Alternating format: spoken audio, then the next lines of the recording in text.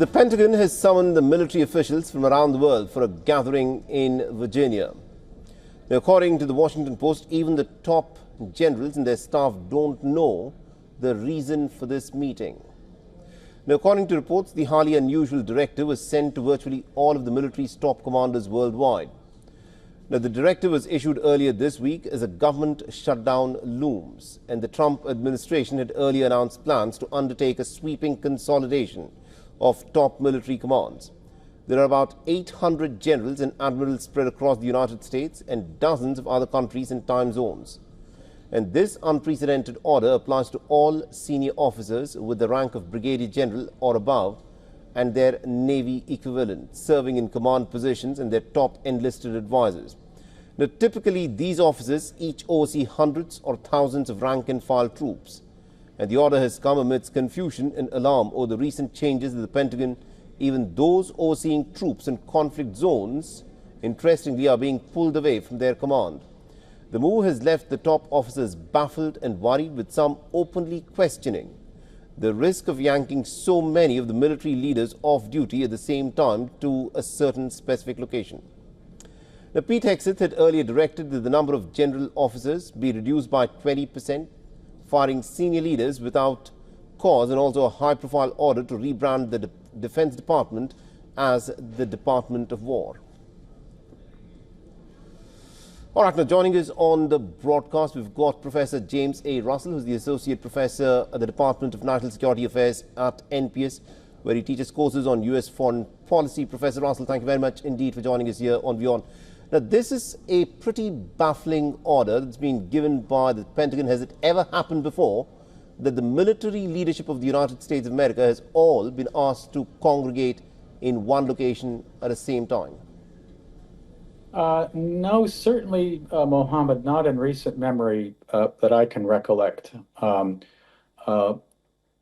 This is the civilian leadership, of course, can be expected to want to meet with its senior military commanders. But most of these meetings these days take place via secure video teleconferences. And the idea of assembling these numbers of senior leaders all at one place at one time, yeah, it strikes me as pretty unusual. Yeah, and I should hasten to add that I have no more insight than anybody else as to the purpose of this meeting. You know, that was my follow-up question, because it is pretty baffling as to why the defense chief there, the Pentagon chief there, Pete Hegseth, would want all of his defense leadership there. Would you like to speculate as to perhaps what Pete Hegseth has in his mind, or probably maybe even Donald Trump, who would, of course, be the chief of all America's armed forces? Perhaps he may want to have a word with his military leadership. Right. So just to be clear, I think in this administration in particular, the cabinet secretaries, Secretary Hegseth, for example, wouldn't be doing something like this, I think it's fair to say, without the direction of the White House. And I think it is clear, obviously, that there are profound civil-military relations in play here that run counter to, or they collide with, the agenda, the political agenda of the Trump administration. We have to remember, of course, that the General Officer Corps, the military leadership of the United States, of course, all the military leadership of the United States swears allegiance to the Constitution. They don't swear allegiance to the president. And of course, this leaves open the possibility, I think it's more than a possibility, that the political leadership looks upon the military leadership as serving a different kind of priority, if you will. And if we look around the rest of the administration, for example, the civilian agencies, the Justice Department, the Department of Human Services, Homeland Security, all of these agencies, essentially the civilians that have been sent into these agencies have been sent there to destroy these agencies. They haven't been sent there to run them. So it's a little bit different in the Defense Department, of course. I think it's open to speculation as to what we can expect to see happen in this. but I think there are going to Right. be some very profound civil-military relationship issues that are going to be raised, in which, as we have already seen, the Trump administration is going to exert much more direct control over that senior leadership. And I would expect that they are also going to demand loyalty to the president, not to the Constitution per se.